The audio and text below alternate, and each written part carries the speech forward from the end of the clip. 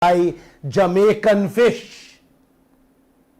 How our fishermen and their families will survive now. Don't forget, the vice president said we ain't rich and we ain't got much money to get from the oil. And the same oil operations is what got us where we are this moment, this minute, Uncle. Hey, I love Guyana. Yes, it got us here because we did not get a fair contract. Without full cover insurance, we got. Many more disasters and hardships will befall us. Had we had insurance, everybody would have already been compensated. The fishermen them would have been getting fat salaries every month without even going on the sea to fish. Every Guyanese would have been earning triple their salaries. So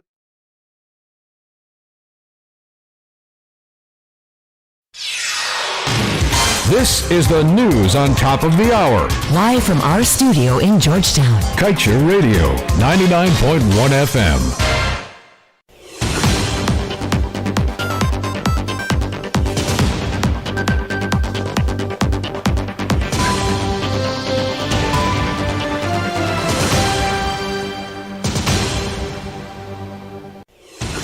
Good day. Thank you so much for tuning in to Kaieteur Radio. I'm Kevin Smith.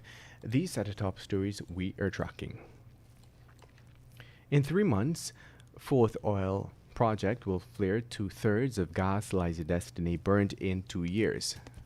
VAT collection grew by $8.9 billion at mid-year, despite GRA's complaint that registrants not filing returns. Finance Minister says relocating coastal residents complicated and costly. Trinidad and Tobago gas fire exposes danger ahead of Wales, according to Janki, as she adds that the government cannot justify spending $1 billion to endanger lives at citizens. Minister Todd praises China for incomplete airport and COVID-19 help. Court should not entertain lawsuit of dead police service commission, according to the AG. Stay tuned to stay informed. Want value for your advertising dollar? Then place your ads on Kaieteur Radio's Newscasts. Streamed live on 6 different mediums, reaching hundreds of thousands. Advertise today and watch your dollar grow. Call us on 225-8465 or 226-8210 today. This is GHK Lal inviting you to join me weekdays from Monday to Friday on the National Outlook for commentary on a range of issues. Immediately after the 12 noon and 7 p.m. newscasts on Kaieteur Radio at 99.1 FM and 99.5 FM. Looking forward to you sharing in the conversation. And now for the news in detail. Starbrook Block operator ESSO has informed local authorities that it intends to burn 120 million standard cubic feet of gas per day for 3 months during the startup of the Yellowtail project. ESSO made this disclosure in the project's environmental impact assessment. The company also thought it prudent to advise local authorities that in its home country, the U.S., flaring offshore may occur for up to 1 year with regulatory approval. Should the EPA approve it, it would mean that the ExxonMobil will burn 10.8 billion standard cubic feet of gas in 3 months. This would mean more than half of the gas that was flared via the Liza Destiny vessel from December 2019 to September 21 totals approximately 17 billion standard cubic feet of gas. ESSO was keen to note that the oil vessel for Yellowtail has been designed to re-inject associated gas under routine conditions, except that which will be used to fuel gas, flare pilot gas, and background flare gas. And moving on, One day after the World Bank recommended that Guyana should invest more in sea defense or relocate coastal population, Minister of Finance Dr. Ashni Singh said that the wholesale relocating of coastal residents will be complicated and costly. He noted that the reality is that a lot of countries' economic activities are located on the coast and acres of agricultural lands. In light of the escalating drastic impacts of climate change, including ocean and sea level rises, Guyana has been identified as one of 3 Caribbean countries that needs to urgently, in the absence of appropriate funding and asset management systems for adequately managing coastal protection infrastructure, consider alternative strategies, including natural barriers and management relocation. The World Bank warned that Guyana must invest better in sea defense or relocate coastal residents, as it listed Georgetown among 9 cities to be flooded by 2030. A fire that razed several petrochemical-based companies in Trinidad and Tobago's natural gas industrial zone at Point Lisas has underscored the potential dangers ahead for Guyana as the government moves ahead with the controversial gas-to-shore project at Wales. This is according to environmentalist Ms. Melinda Janke. Janke pointed out that even experienced gas producers like Russia and the USA had gas accidents like Trinidad, while noting that a fire or gas explosion at Wales would threaten the lives of residents and destroy property. As such, she was adamant that the government simply cannot justify spending $1 billion to put people in danger. In other news, VAT and excise tax collections grew by $8.9 billion or 21.5% when compared with the level at the end of June 2020. This is according to Ministry of Finance media report. The report states that VAT increased by $1.2 billion to $27.4 billion when compared with the same period in 2020. Growth reflected in this area was primarily due to a $1.8 billion increase in VAT collections from imported goods and services, outweighing the $0.6 billion contraction in VAT collections from domestic supplies. The figures undermine the government's stated commitment to reduce taxes and ease the cost of living during their election campaigns. And moving on, with Vice President Jagdeo recently confirming Guyana's interest in accessing up to $1.5 billion China for a range of domestic infrastructure projects, Beijing has reciprocated, calling for a deepening of trade and economic ties between the 2 countries.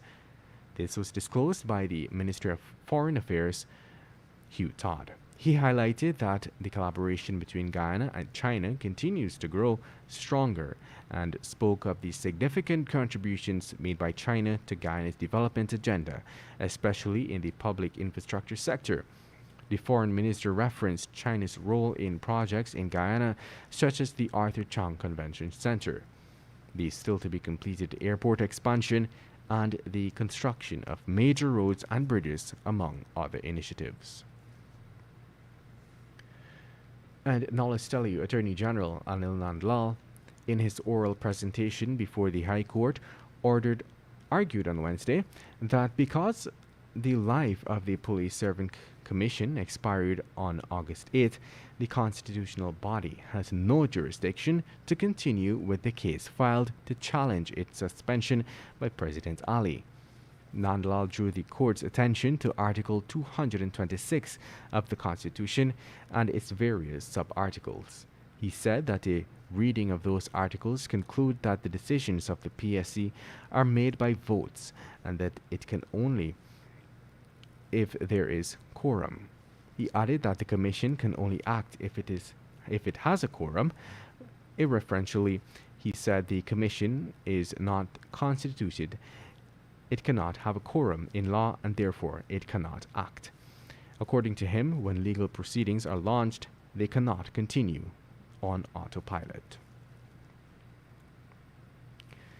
In other news, 3 months after a number of local workers from the Australian mining company Troy Resources were laid off, they are still to receive their severance checks. In response to the workers' fears that they might not be paid for the upcoming holidays, the company's spokesperson, Ajay Baksh, stated that it is doing everything possible to pay them urgently. It is understood that the company had promised to pay the workers within 6 weeks of them being sent home, but for some, more than 10 weeks have passed and they are still to be paid. One of the affected persons pointed out that the company was quick to deliver workers' termination letters, but was slow to notify them about their severance checks. The ex-Troy employee explained that they are the ones who have to keep checking for their money and would get the worn-out excuse that the company's CEO, Ken Nielsen, had died and is awaiting checks from Australia. However, as the days go by, the employees are becoming worried that they will not be paid anytime soon. And moving on, Commonwealth Secretary General Patricia Scotland has appealed to world leaders attending the UN Climate Change Conference, COP26, to close the gap on ongoing negotiations this week in Glasgow, with millions of lives and livelihoods on the line in climate-vulnerable countries. Secretary General Scotland said that if, and I quote, we lose vulnerable nations who have battled with courage and resilience, we lose the fight against climate change. If the gaps on emissions are not closed, if improved access to climate finance does not materialize, we risk the vulnerable nations amongst us being subsumed by sea level rising and being engulfed by debt, exacerbated by the COVID-19 pandemic.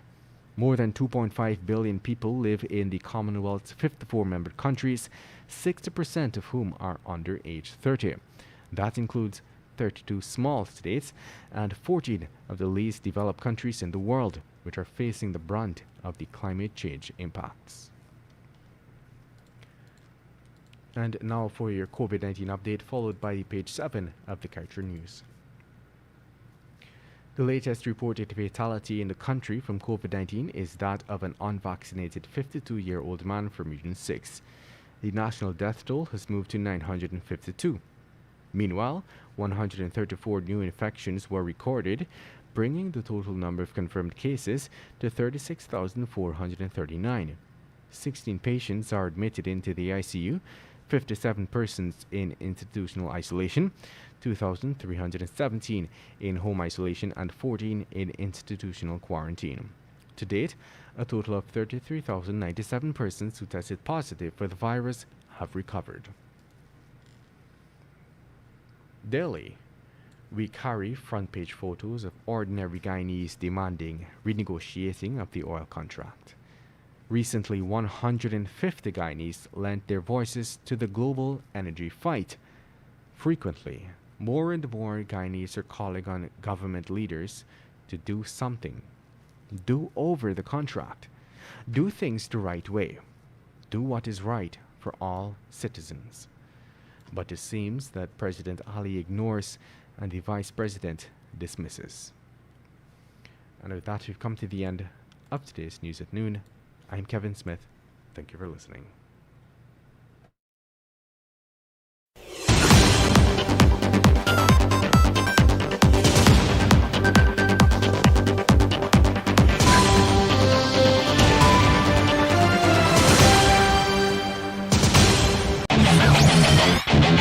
Want value for your advertising dollar? Then place your ads on Kaieteur Radio